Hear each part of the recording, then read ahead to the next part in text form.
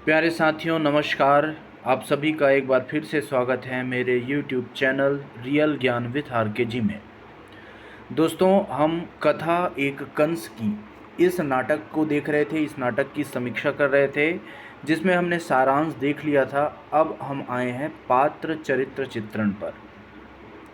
तो चलिए देखते हैं। कथा एक कंस की नाटक के पात्र हैं महाराज उग्रसेन, जो कि कंस के पिता हैं, कंस, अस्ति जो कि कंस की पत्नी है, स्वाति जो कि पूतना है, देवकी कंस की चचेरी बहन, वसुदेव देवकी का पति, फिर प्रद्योत, प्रलंब, बाहुक और वित्रघ्न। ये सभी जो हैं इस नाटक के मुख्य पात्र के रूप में आए हैं। तो मुख्य पात्रों में क्रमशः कंस, स्वाति, अस्ति, देवकी, प्रलंब, प्रद्योत ये सभी मुख्य पात्र हैं और बाकी जितने भी पात्र हैं वह गौण पात्र हैं। तो हम इन्हीं मुख्य पात्रों के चरित्र पर, इनकी विशेषताओं पर हम प्रकाश डालेंगे। तो सबसे पहले हम आते हैं कंस के व्यक्तित्व पर, उसके चरित्र चित्रण पर। तो कथा एक कंस की यह जो नाटक का शीर्षक है, इसी से यह हमें ज्ञात हो जाता है कि इस नाटक का मुख्य पात्र कौन है। कंस ही इस नाटक का मुख्य पात्र है। ठीक है। यह जो नाटक है, इस नाटक का कंस पौराणिक कथा में चित्रित कंस से भिन्न है, क्योंकि लेखक ने कथानक की आवश्यकतानुसार कंस के जीवन में घटित घटनाओं को परिवर्तित कर दिया है। वास्तव में कंस एक अति महत्वाकांक्षी, स्वेच्छाचारी, अन्यायी, अत्याचारी, दुराचारी, अभिमानी तथा जनता का खून चूसने वाला अति क्रूर शोषक है। वह अपने विरुद्ध सिर उठाने वालों के सिर, आंख उठाने वाले के आंख काट देता है। वह अपने सभी जो इनके विरोधी हैं, विद्रोही हैं, उनको दबाकर, कुचलकर सभी पर एक छत्र पूरी प्रजा से अपनी पूजा करने पर बाध्य करता है। जो उसकी उपासना नहीं करता उसको मृत्यु दंड देता है। इसके बावजूद उसे जब से देवकी वसुदेव के 8वें पुत्र नंदलाल श्री कृष्ण की अतुलनीय, अवर्णनीय, चमत्कारिक शक्ति, महानतम ईश्वरीय शक्ति संपन्न प्रतिभा का पता लगा है, तब से कंस मन ही मन अत्यंत उद्विग्न, बेचैन, अपनी मृत्यु के डर से पूर्णतः आशंकित है कि कहीं कृष्ण महल के किसी कोने से निकलकर उसका वध न कर दे। तो इस डर के साथ कंस जी रहा है।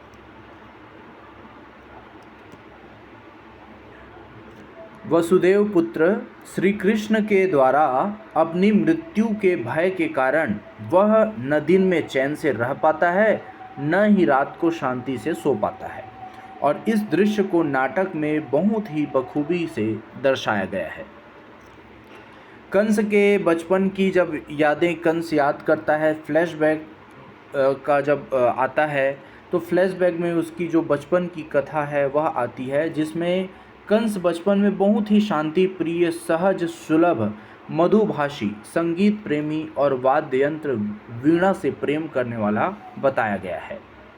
वह बचपन में अस्त्र शस्त्र से दूरी बनाए रखने वाला, जंगली जीवों के प्रति भी सहदयी, दयालु, कृपालु, विनम्र स्वभाव वाला बालक था। परंतु पूरे समाज के सामने बार बार अपने पिता उग्रसेन से डरपोक, कायर, नपुंसक कहकर क्रोधित होने, अपमानित करने, तिरस्कृत होने के कारण उनकी अवहेलना करने लगता है और अंततः उनका विद्रोह करके उन्हें बंदी बनाकर स्वयं मथुरा के सिंहासन पर विराजमान हो जाता है। तो इसमें किस प्रकार से कंस का व्यक्तित्व परिवर्तित होता है समाज के द्वारा, यह बताया गया है। कंस निश्चली स्वाति से निश्चय ही वह प्रेम करता है, और वह निश्चल प्रेम नहीं करता है, वह उसका उपयोग करता है। मोहरे की तरह स्वाति का उपयोग कौन करता है? कंस करता है। अपनी बहन देवकी से भी अटूट असीम प्रेम करता है कंस, परंतु बहन की 8वीं संतान द्वारा अपनी मृत्यु की सूचना पाते ही वह अटूट असीम प्रेम जो रहता है वह वो जो असीम प्रेम रहता है वह क्या है, दुश्मनी में परिवर्तित हो जाता है। और नव विवाहित जुगल जोड़ी देवकी वसुदेव की जो जोड़ी है, इनको कारागार की काल कोठरी में डाल देता है। पत्नी अस्ति की हर बात उसे अहंकार पूर्ण लगती है, जिसके कारण अस्ति का गला घोंटकर कंस उसे मार देता है। उसने अपनी प्रेमिका स्वाति और पत्नी अस्ति, स्वाति यहाँ पे पूतना है। पहले वीडियो लेक्चर में दोस्तों मैंने एक गलती की थी, स्वाति को अर्थात पूतना को कंस की बहन बता दिया था, लेकिन पूतना अर्थात स्वाति कंस की प्रेमिका है, ठीक है। तो वह स्वाति और अपनी पत्नी अस्ति दोनों का उपयोग सिर्फ अपनी स्वार्थ सिद्धि करने के लिए किया और दोनों को अंततः मृत्यु के घाट उतार दिया, क्योंकि किसी का उसके विरोध में बोलना उसे स्वीकार नहीं था। उसके घर वाले भी उसके विपक्ष में नहीं बोल सकते थे। कंस जो है वह हिरण्यकश्यप और प्रहलाद का नाटक देखने के बाद अपने मथुरा राज्य में संगीत, नाटक और भगवान की पूजा करने पर पूर्णतः प्रतिबंध लगा देता है, क्योंकि कहीं न कहीं श्री कृष्ण की महिमा का गुणगान या बखान वह अपने गुप्तचरों द्वारा सुन ही लेता है। इसलिए अत्यंत भयभीत होकर अपने राज्य से भगवान का अस्तित्व तक समाप्त करने का प्रयत्न करता है और अपनी मूर्ति मंदिरों में स्थापित करवाता है, अपने नाम का जाप करवाता है। हालांकि वह एक शूरवीर तथा महापराक्रमी योद्धा था, राजा था, तभी मगध नरेश जरासंघ ने अर्थात उसके ससुर ने अश्वमेध यज्ञ के घोड़े की सुरक्षा का दायित्व कंस के कंधे पर सौंपा था और कंस ने 12 वर्षों तक तमाम बड़े बड़े राजाओं से युद्ध करके उनको पराजित करके हारे हुए राजाओं के मुकुट जरासंध के चरणों में रख देता था, जो कि उसकी शूर वीरता शक्तिशाली योद्धा का परिचायक है। कंस जिन प्रलंब और प्रद्योत पर अपने राज्य मथुरा का दायित्व सौंपकर जरासंघ के अश्वमेध यज्ञ में 12 वर्षों के लिए गया था, वहीं प्रलंब और प्रद्योत उसके विद्रोही बन जाते हैं। और इनके विद्रोही बनने का कारण यह था कि दोनों अपने निजी हित के उद्देश्य स्वेच्छा से कंस के अच्छे बुरे कर्मों के सहभागी बने थे। अपनी भिन्न भिन्न कारणों से कंस की छाया बने हुए थे, लेकिन श्री कृष्ण के मथुरा आगमन से पूर्व ही दोनों महाराज कंस के प्रति विद्रोह करते हैं और इसकी भनक कंस को कानों कान नहीं लगने पाती। अंततः कंस द्वारा उनका जीवन भी समाप्त होता है। कंस बिल्कुल अब निस्सहाय, निपट, अकेला और भयाक्रांत रह जाता है। इसके बाद दोस्तों हम देखते हैं स्वाति के चरित्र चित्रण को, स्वाति अर्थात पूतना के चरित्र चित्रण को। तो पौराणिक कथाओं में चित्रित पूतना से अलग इस नाटक की पूतना का नाम स्वाति है, जो कि एक साधारण यादव कन्या है और कंस से अगाध प्रेम करती है। वह कंस से निश्चल प्रेम करती है। वह अत्यंत सहज स्वाभाविक निश्चल प्रेम करते हुए कंस को अपना सर्वस्व समर्पित कर देती है, यहाँ तक कि वह प्राण भी दे देती है। उसका प्रेम सिर्फ त्याग, बलिदान, समर्पण, आत्मोत्सर्ग और प्रतिदान जानता है। उसने अपने इस प्रेम के बदले कंस से कभी कुछ नहीं लिया, कभी कुछ नहीं मांगा, लेकिन कंस ने हमेशा स्वाति के प्रेम का इस्तेमाल ही किया है। उसे अपनी भार्या बनाने के बजाय, अपनी पत्नी बनाने के बजाय विवाह अपने बचपन के मित्र सेनापति प्रद्योत से कर देता है और इसके पीछे भी कारण है, ताकि प्रद्योत पर सदैव नज़र बनाए रख सके। कंस के कहने पर स्वाति पूतना राक्षसी का रूप धारण करके श्री कृष्ण और उनके साथ जन्मे सभी शिशुओं की हत्या करने का प्रयास करती है, जिनमें सिर्फ श्री कृष्ण बचते हैं। उन्हें दूध में जहर डालकर पिलाने के पूर्व ही वह जहर खाकर आत्महत्या कर लेती है, क्योंकि जो पूतना है अब किसी भी तरह कंस के स्वार्थपरक व्यवहार से सत्ता की दौड़ में उसके साथ भागते भागते थक चुकी है। जिस कंस के लिए स्वाति अपने निश्चल प्रेम की कुर्बानी करती है, वही कंस उसके मरणोपरांत सरेआम उसके शव को फांसी पर लटकाने का आदेश दे देता है। तो इस प्रकार से कहा जा सकता है कि इस नाटक में स्वाति अर्थात पूतना की अहम भूमिका है, जिसके बिना नाटक की कथा कदापि रोचक नहीं बन पाती। इसके बाद चरित्र चित्रण में आते हैं अस्ति, जो कि कंस की पत्नी है। तो एक कथा एक कंस की इस नाटक में अस्ति जो है वह मथुरा नरेश कंस की भार्या अर्थात पत्नी है तथा मगध नरेश जरासंध की पुत्री है। हालांकि पौराणिक कथाओं के अनुसार मगध के राजा जरासंध की दोनों पुत्रियों अस्ति और प्राप्ति का विवाह कंस के साथ हुआ था, लेकिन इस नाटक में सिर्फ अस्ति के चरित्र को ही दर्शाया गया है। अस्ति अत्यंत रूपवती, सौंदर्य व यौवन से भरी हुई पत्नी है तथा अपनी सुंदरता से कंस को अपनी देह यष्टि से शारीरिक गठन को दिखाते हुए अपनी ओर आकर्षित करने का सदैव प्रयास करती है। वह चाहती है कि कंस भय मुक्त होकर जीवन की सारी चिंताएं त्याग कर एक साधारण व्यक्ति की तरह कंस भी अस्ति को खूब प्रेम करे। वह यह भी भली भांति जानती है कि कंस की सफलता के पीछे उसके पिताजी जरासंध की अहम भूमिका है। उसे राजगद्दी पर बैठाने से लेकर उसके राज्य की सुरक्षा करने, समृद्धशाली राजा बनाने से लेकर राज्य विस्तार तक हर क्षेत्र में पग पग पर अस्ति के पिताजी ही ने ही कंस को संभाला है और इसलिए उसे अपने पिताजी पर गर्व है। जब कंस के पिताजी की गर्वीली बात करते हैं और उसे कायर, भीरू, डरपोक कहती है तो कंस उससे चिढ़ जाता है, तो उसकी अवहेलना करने लगता है और वह बिल्कुल बर्दाश्त नहीं कर पाती। वह जो है कंस को नपुंसक कहते हुए उस पर टूट पड़ती है। कंस अपना यह अपमान सहन नहीं कर पाता और अस्ति का गला घोंटकर मार डालता है और जनता में घोषित करता है कि महारानी अस्ति की सर्पदंश सांप काटने से मृत्यु हो गई और पूरे राजकीय सम्मान के साथ इनका अंतिम संस्कार किया जाए। इस प्रकार नाटक में अस्ति की भूमिका भी अत्यंत महत्वपूर्ण है, जिसके साथ कंस का वार्तालाप अस्ति और कंस दोनों की मनोभावनाओं को समझा जा सकता है। इसके बाद हम आते हैं देवकी के चरित्र चित्रण में। देवकी कंस की चचेरी बहन है, जिससे वह अगाध असीम प्रेम करता है।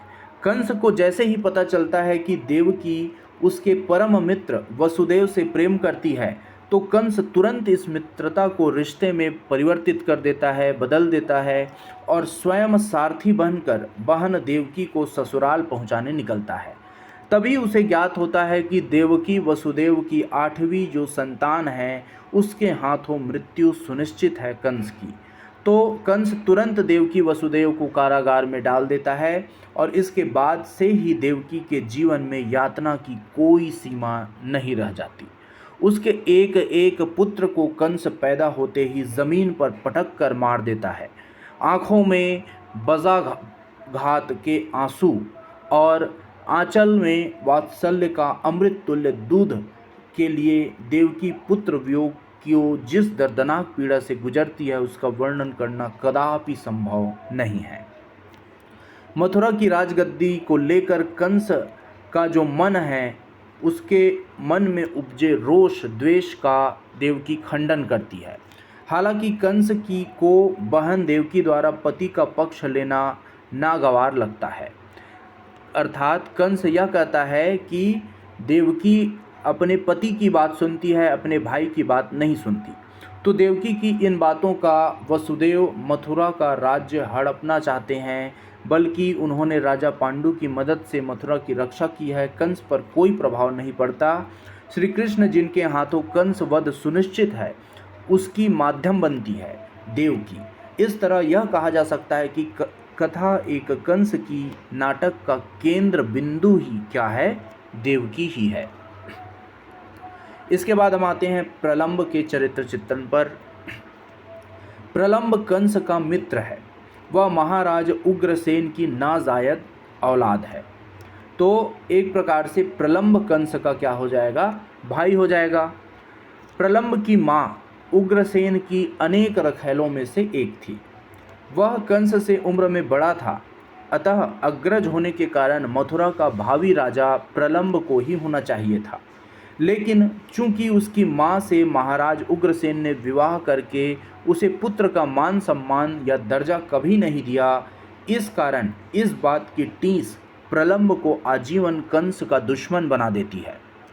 प्रलंब कंस के हर एक कुकृत्य को बढ़ावा देकर उसे सफलता की ऊंचाई की चरम तक पहुंचाकर ऊपर से नीचे ढकेलकर गिरा देना चाहता है। कंस की गैर हाजिरी में जनता में उसके प्रति विद्रोह की भावना भरता है और इसके विषय में कंस द्वारा पूछे जाने पर अत्यंत निर्भीकता से ऐसे जवाब देता है मानो कफन अपने सिर पर बांधकर आया हो। प्रलंब का कंस के सामने यह स्वीकार करना कि उसने हमेशा से अपने अधिकारों का प्रतिशोध लेने के लिए उसका साथ दिया, उसका सर्वनाश चाहा, दर्शाता है कि जो प्रलंब है वह बहुत ही निडर और निर्भीक है। अपनी मित्रता की आड़ में प्रलंब जो है वह उद्देश्य की पूर्ति करता है। और जब कंस श्री कृष्ण से भयभीत होकर ऐसे दिखाई देता है, भयभीत हो जाता है कंस, तो उसे देखकर, कंस को देखकर प्रलंब की मनोकामना पूर्ण हो जाती है। कंस उसकी निर्भीकता को बर्दाश्त नहीं कर पाता और उसे जल्लादों के हाथों सौंप देता है, क्योंकि वह अपने मित्र का विश्वासघात सहन नहीं कर पाता। और अंत इस नाटक में प्रलंब की भूमिका में भी महत्वपूर्ण है। उसके बाद हम देखते हैं दोस्तों प्रद्योत के चरित्र चित्रण को, यह भी इस नाटक का एक मुख्य पात्र है। तो प्रद्योत कंस का अभिन्न मित्र और विश्वास पात्र सेनापति है। तो प्रद्योत कौन है? सेनापति। बचपन का मित्र होने के कारण वह कंस को भली भांति जानता समझता है और उसकी हर एक इच्छा अनिच्छा का ध्यान रखते हुए राजाज्ञा का अनुपालन करता है। यहाँ तक कि स्वाति कंस की प्रेयसी है, अर्थात पूतना जो है वह कंस की प्रेयसी है, यह जानते हुए भी प्रद्योत जो है वह स्वाति से विवाह करता है। कंस को सत्ता के ऊंचे शिखर तक पहुंचाने में प्रद्योत की अहम भूमिका है, लेकिन वह कंस के घिनौने रूप से, उसके उद्दंड, उच्छृंखल, निरंकुश, घमंडी, स्वेच्छाचारी स्वभाव से घृणा करता है। इन तमाम कारणों से प्रद्योत का विद्रोही हो जाता है और कंस के प्रति जनता के विद्रोहात्मक होने की खबर उसको नहीं देता। जब कंस प्रद्योत से श्री कृष्ण को ढूंढ कर लाने का आदेश पाकर भी उन्हें ढूंढ कर ले आने में असफल होता है, तो कंस अत्यंत क्रोधित होकर प्रद्योत को खरी खोटी सुनाता है। प्रद्योत उसके तीखे प्रहारों से तनिक भी भयभीत नहीं होता, बल्कि अत्यंत निडरता, निर्भीकता से कंस से पूछता है कि क्या तुम सचमुच खुश हो, सुखी हो? तुमने जीवन में जो चाहा किया, जो चाहा पाया, और मैंने भी आजीवन स्वेच्छा से तुम्हारी सेवा की, तुम्हारे हर अन्याय को बर्दाश्त किया, लेकिन अब और नहीं। मैंने स्वेच्छा से तुम्हारी सेवा की, अब स्वेच्छा से ही अपनी मृत्यु का वरण करता हूँ। और इतना सब कहकर वह अपने सीने में कटार मारकर आत्महत्या कर लेता है। और इस प्रकार कंस का अभिन्न मित्र प्रद्योत भी इस नाटक का अभिन्न पात्र के रूप में हमारे सामने आता है। तो इस तरह से दोस्तों हमने इस नाटक के पात्रों का, प्रमुख पात्रों का चरित्र चित्रण कर लिया। अब हम एक महत्वपूर्ण विषय पर इस नाटक की समीक्षा करेंगे कि कथा एक कंस नाटक में प्रयोग धर्मिता की किस तरह की प्रयोग धर्मिता इसमें लेखक के द्वारा की गई है। तो चलिए देखते हैं प्रयोग धर्मिता को। नाटककार दया प्रकाश सिन्हा ने कथा एक कंस की नाटक में कंस के मूल चरित्र से छेड़छाड़ किए बिना इसे समकालीन राजनीतिक स्थितियों से जोड़ने का सार्थक प्रयास किया है। नाटक में कंस के चरित्र के दो पहलू उभर कर आते हैं। कौन कौन से? एक ओर कंस एक क्रूर, आतताई, निरंकुश शासक के रूप में दिखता है और वहीं दूसरी ओर एक संगीत प्रेमी, भावुक, अकेलेपन का शिकार, उदास और निराशा में डूबा हुआ एक संवेदनशील व्यक्ति के रूप में भी दिखाई देता है। कंस के चरित्र का यह अंतर विरोध इस नाटक की कथा वस्तु को गति प्रदान करता है। नाटककार जो है वह पौराणिक आख्यान के माध्यम से समकालीन स्थितियों, चुनौतियों एवं विडंबनाओं को उजागर करने में सफल रहा है। दूसरे शब्दों में अगर कहा जाए तो यह कह सकते हैं कि कंस के पौराणिक पात्र को आधुनिक संदर्भों में पुनः सृजित करने में दया प्रकाश सिन्हा जी सफल रहे हैं। चलिए अब प्रस्तावना को देख लेते हैं।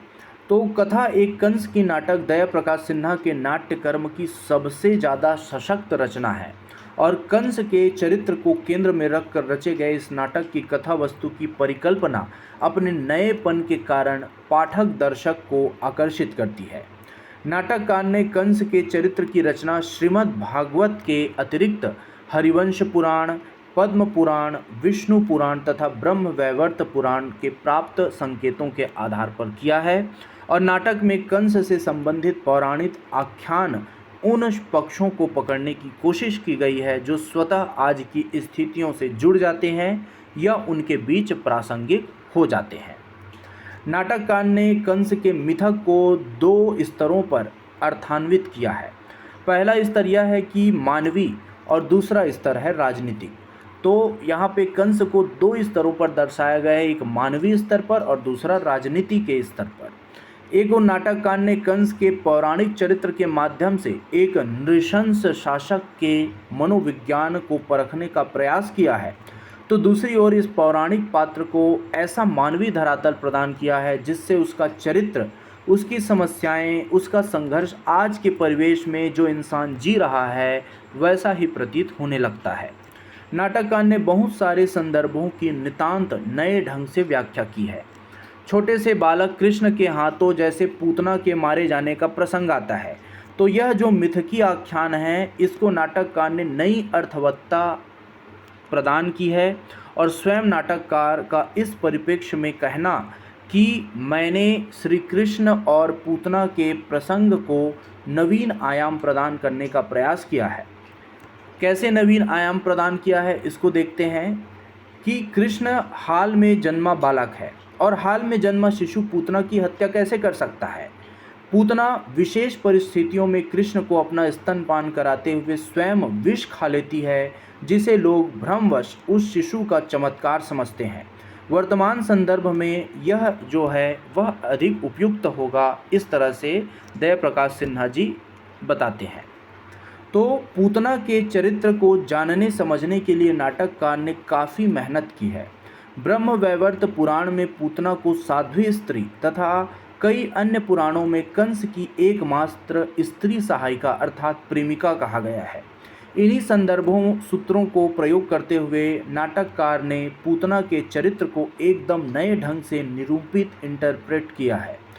नाटककार ने पूतना को कंस की प्रेयसी के रूप में चित्रित किया है और पूतना को उसकी कोमल छवि के अनुरूप स्वाति नाम दिया है। सिन्हा जी ने कंस और स्वाति के प्रेम संबंध का मार्मिक चित्रण भी किया है और अब से पहले संभवतः किसी भी नाटक में स्वाति अर्थात पूतना को कंस के प्रति समर्पित प्रेमिका के रूप में चित्रित नहीं किया गया है। अपनी प्रेमी की इच्छा पूरी करने के लिए वह अर्थात पूतना प्रद्योत से विवाह कर लेती है और नाटक में एक ओर जहां कंस के चरित्र के माध्यम से निरंकुश शासक को निरंकुश बनाने के लिए उत्तरदायी व्यक्ति के रूप में जो है वह पूतना है वह सामने आती है और इसका जो व्यक्तित्व है निरंतर संघर्ष छिड़ा रहता है। दरअसल दोहरे तनाव को जीता भोगता कंस का चरित्र नाटक की जान है। पौराणिक कथा पर आधारित होते हुए भी श्री कृष्ण और कंस के संबंधों पर आधारित यह नाटक अत्यंत प्रासंगिक और समसामयिक है। नाटककार ने प्रस्तुत नाटक की रचना सन 1974-75 में की है, अतः आपातकालीन स्थितियों एवं परिवेश का इस पर प्रभाव पड़ना अपेक्षित है।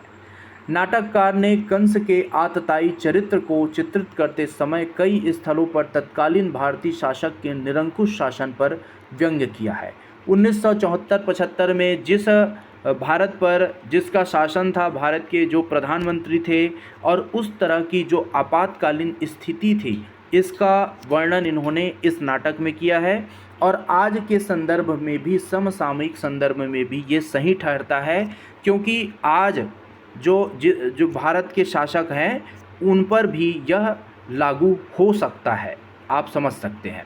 तो आपातकालीन संदर्भों में नाटक की सांकेतिकता के संदर्भ में सिन्हा जी कहते हैं कि मैंने कंस के द्वारा उन व्यक्ति तंत्री स्वेच्छाचारी शासकों के निर्माण और विनाश का अन्वेषण किया है जिनका समय समय पर इतिहास के विभिन्न मोड़ों पर आविर्भाव हुआ है।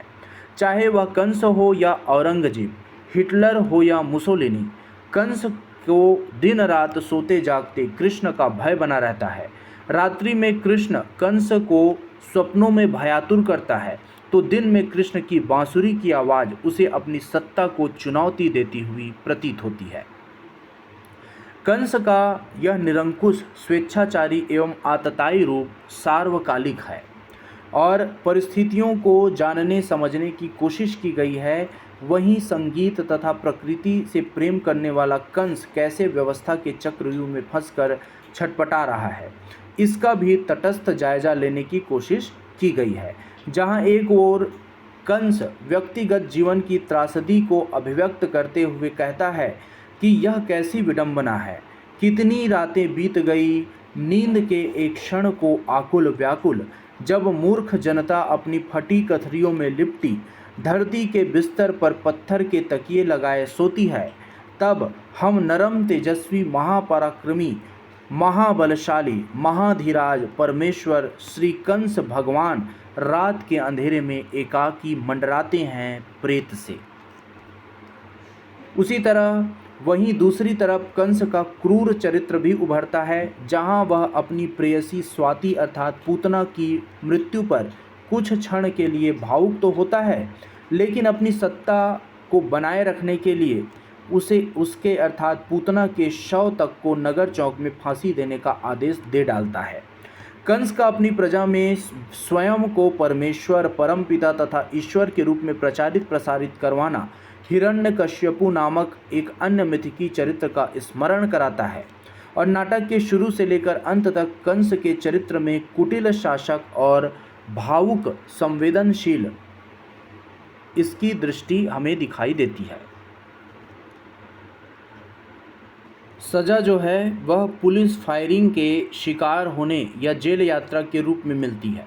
इसी प्रकार मगध के सैनिकों के अत्याचारों से त्रस्त मथुरा की यादव जनता 2 मागध सैनिकों की हत्या कर देती है। फलस्वरूप मागध सैनिक 20 यादव नागरिकों की हत्या कर देते हैं। इसी तरह विद्रोहियों को नगर चौक पर फांसी पर चढ़ा दिया जाता है और राज्य अधिकारियों द्वारा कंस को ऐसी अन्यायपूर्ण स्थितियों का ब्यौरा देकर अंत में शांति व्यवस्था पूर्ण है, यह कहना भी अपने आप में बहुत ही व्यंजनापूर्ण है। नाटक में कई अन्य दृश्य बिंब है जो गहरे अभिप्रायों और प्रतीकात्मकता के साथ आए हैं, जैसे कि मथुरावासियों में नृसिंहावतार रूपक खेलने वाली नाट्य मंडली के द्वारा कंस के सामने वह रूपक खेलना, कंस उन रूपक में अर्थात नाटक में हिरण्यकश्यपु के चरित्र में अपनी झलक पाता है। फलतः नृसिंहावतार के हाथों हिरण्यकश्यपु के अंत का दृश्य को देखकर वह आग बबूला हो जाता है और वह कहता है कि आज से यादव साम्राज्य में नाटक नहीं होंगे और यह फरमान जारी कर देता है। और आपातकाल में भी तत्कालीन भारतीय प्रधानमंत्री श्रीमती इंदिरा गांधी ने अपने कार्यप्रणाली पर व्यंग करने वाले साहित्य एवं फिल्मों पर प्रतिबंध लगा दिया था।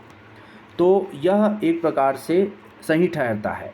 जैसे किस्सा कुर्सी का अमृत नाहटा द्वारा लिखा गया था, आंधी गुलजार द्वारा लिखा गया था, इस फिल्म के ज्वलंत उदाहरण है जिसको इंदिरा गांधी ने बैन लगा दिया था। तो नाटक में एक अन्य दृश्य जिसमें अनिद्रा के शिकार कंस को बाहुक प्रलंब और जब बाहुक प्रलंब के बारे में जब पता चलता है तो प्रद्योत लोरी सुनाकर सुलाने की चेष्टा कर रहे हैं, लेकिन ये जो सुलाने की चेष्टा कर रहे हैं फिर भी ये सो नहीं पा रहे हैं। शासक कंस को लोरी सुनाया जाना जहां एक ओर उसके असुरक्षा बोध की ओर संकेत करता है, वहीं यह भी दर्शाता है कि भले ही कंस एक क्रूर शासक है, लेकिन उसके भीतर भी एक छिपा बालक कंस भी अभी भी जीवित है। कथा एक कंस की नाटक का नाट्य शिल्प उसकी वस्तु के अनुरूप अत्यंत सुगठित है इस 2 अंकीय नाटक में संपूर्ण घटना चक्र कंस के इर्द गिर्द घूमता है और नाटक की भाषा काव्यात्मक है, लेकिन संप्रेषण में आड़े नहीं आती। नाटक भाषा में विशेषकर संवादों में एक बिंदु ऐसा आता है जहां गद्य और काव्य की सीमाएं एक मेक हो जाती है, अर्थात गद्य और काव्य दोनों एक समान दिखाई देता है।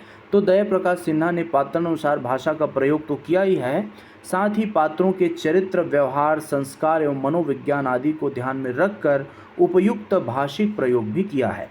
यही वजह है कि नाटकीय कार्य व्यवहार में स्वाभाविक और विश्वसनीयता आ गई है। ग्रहणशीलता की दृष्टि से देखें तो संस्कृत निष्ठ होते हुए भी भाषा क्लिष्ट नहीं है और सक्रिय रंगकर्मी होने के कारण जो सिन्हा जी हैं, उन्होंने बहुत ही अच्छे से इस नाटक का प्रयोग किया है। इसमें हम देखते हैं कि श्री कृष्ण की वंशी जो है वह जन विद्रोह का प्रतीक है। तो आपातकालीन संदर्भों में नाटक की प्रतीकात्मकता बहुत ही मुखर होकर उभरी है। कंस प्रतीक है इंदिरा गांधी का, तो कृष्ण को संगठित भारतीय जनता के प्रतीक के रूप में देखा जा सकता है। तो प्रतीकात्मकता की दृष्टि से कभी कभी कृष्ण लोकनायक जयप्रकाश नारायण की ओर भी संकेत करता है, जिसने आपातकाल में पूरे देश की जनता को निरंकुश शासक के विरुद्ध एकजुट होकर खड़े होने के लिए प्रेरित किया। उसी तरह कृष्ण की वंशी वस्तुतः जनता की राजनीतिक चेतना है। यहाँ जनता की वोट शक्ति को भी कृष्ण की वंशी के रूप में देखा जा सकता है, जिसकी वंशी से अर्थात लोक शक्ति से बड़ा बड़ा शासक भी हिल जाता है, तो जिससे आज भी स्वार्थी और सत्ता लोलुप राजनीतिक बेहद घबराते हैं।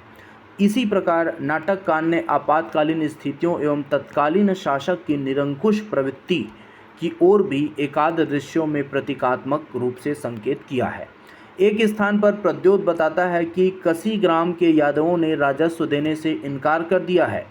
कसी ग्राम के यादवों को व्यवस्था के विरुद्ध जाने की सज़ा कसी ग्राम के वहाँ के निवासियों कि दोनों का ही अस्तित्व यादव साम्राज्य के समाप्त करके दी जाती है। तो इस तरह से जब लगान नहीं दिया जाता, राजस्व नहीं दिया जाता, तो उसके पूरे निवासियों को समाप्त कर दिया जाता है। तो आपातकाल में भी व्यवस्था के विरुद्ध आवाज़ उठाने वाले जो हैं उनका सर्वनाश कर दिया जाता था। नाटककार ने आलोच्य नाटक के संवादों में गति, लय, वैविध्य आदि का विशेष ध्यान रखा है। यही वजह है कि नाटक में निहित व्यंग्य स्पष्ट और सहज है। पौराणिक आख्यान पर आधारित आलोच्य नाटक में नाटककार ने कथ्य और शिल्प के स्तर पर कई प्रयोग किए हैं। कोई रचना कितनी प्रयोग धर्मी है, यह रचनाकार की रचना धर्मिता और उसकी प्रतिभा पर निर्भर करता है। चूँकि नाटक एक दृश्य विधा है, अतः पौराणिक आख्यान को नई अर्थवत्ता प्रदान करने की दृष्टि से प्रयोग धर्मिता बहुत ही आवश्यक हो जाती है। नाटककार दया प्रकाश सिन्हा ने कंस की पौराणिक कथ्य को नई अर्थवत्ता प्रदान करने के साथ साथ जो पौराणिक कथ्य है इसको नई अर्थवत्ता के साथ साथ इसके मंचन में नवीनता लाने का प्रयास किया है। आलोच्य नाटक में अर्थ और शिल्प दोनों स्तरों पर प्रयोग में नूतनता और नवीनता का समावेश है। नाटककार ने एक ओर कंस के चरित्र को महज खलनायक के रूप में ही चित्रित न करके उसके संवेदनशील रूप को भी उकेरने की कोशिश की है। वहीं पात्रों के मनोभाव, विशेषकर कंस की मन स्थिति के अनुरूप रंग संकेत, प्रकाश व्यवस्था एवं ध्वनि संकेतों की योजना भी की है। परंपरागत आख्यान को नई अर्थवत्ता प्रदान करना ही प्रयोग है, लेकिन इस प्रयास में उन्होंने परंपरा को हाशिए पर नहीं धकेला है। प्रायः प्रयोग धर्मिता के नाम पर पौराणिक आख्यानों का अर्थ का अनर्थ कर दिया जाता है, लेकिन नाटककार ने कंस के मूल चरित्र के साथ छेड़छाड़ करने से बचते हुए उसके चरित्र को समसामयिक संदर्भों से जोड़ने का सफल प्रयास किया है। शिल्प के स्तर पर कंस के चरित्र के विविध पक्षों का उद्घाटन करने के लिए कई तरह के शिल्पगत प्रयोग किए गए हैं। जैसे कंस के चरित्र चित्रण का प्रकाशन में एकालाप अत्यंत महत्वपूर्ण है। कंस का एकालाप उसके अकेलेपन तथा आत्मविश्वास से रहित व्यक्तित्व को उजागर करते हैं। नाटककार ने कंस के चरित्र को उजागर करने में एकालाप का बहुत ही सुंदर प्रयोग किया है। शिल्प के स्तर पर इस नाटक की सबसे बड़ी खूबसूरती कंस के विगत जीवन की स्मृतियों दृश्यों को फ्लैशबैक तकनीक के माध्यम से चित्रांकित करना है। निरंकुश शासक कंस, जिससे सारी मथुरा कांपती है, स्वयं भीतर से अबोध बालक की भांति भयातुर है। अतीत की स्मृतियां, विशेषकर पिता उग्रसेन द्वारा बालक कंस को बार बार प्रताड़ित करने का दृश्य कथानक को एक गति प्रदान करता है। नाटक में कुछ विशेष प्रकार के दृश्यों की परिकल्पना नाटक के गति को बढ़ाने एवं रोचकता की दृष्टि से महत्वपूर्ण है। देवकी और कंस के परस्पर संवाद नाटक की सांकेतिकता तथा कंस के चरित्र के दो पहलू को दर्शाता है।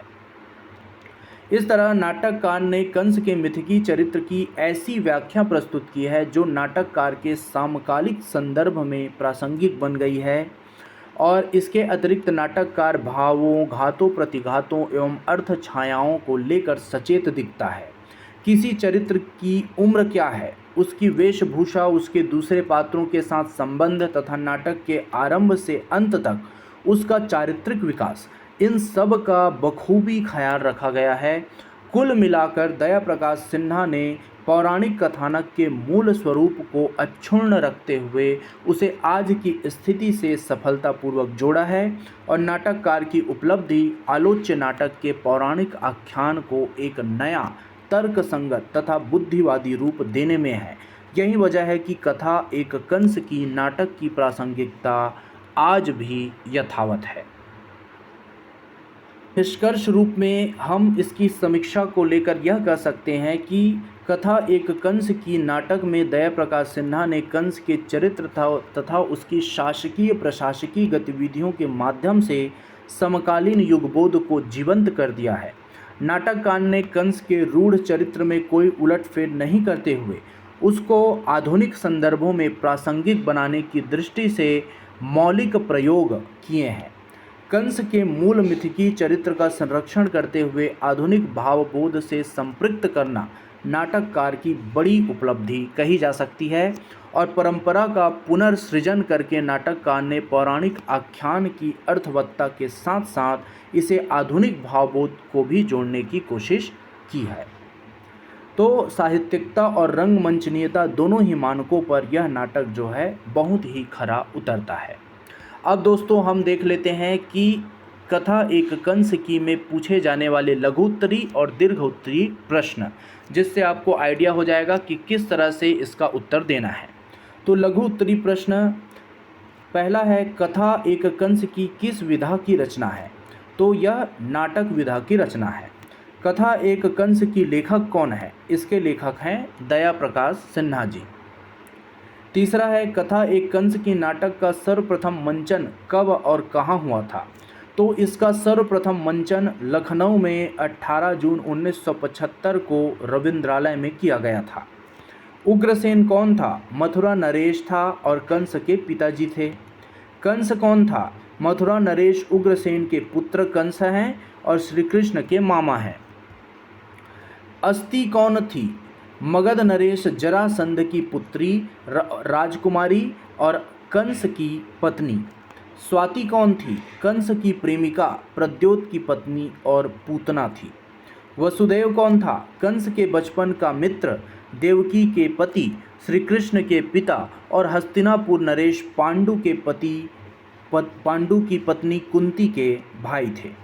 देवकी कौन थी? देवकी श्री कृष्ण की माता, वसुदेव की पत्नी और कंस की बहन थी। प्रद्योत कौन था? कंस के बचपन का मित्र था और उसका मथुरा का सेनापति था। प्रलंब कौन था? कंस का बड़ा भाई और मंत्री था। बाहुक कौन था? मगध नरेश जरासंध का सेनापति और दूत था बाहुक।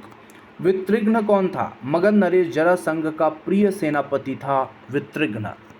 कंस का सबसे प्रिय अस्त्र शस्त्र क्या था? तो उसका प्रिय अस्त्र शस्त्र था वीणा। स्वाति किस रूप में श्री कृष्ण को मारने आई थी? पूतना राक्षसी के रूप में आई थी। जरासंध ने कंस को कौन सी जिम्मेदारी दी थी?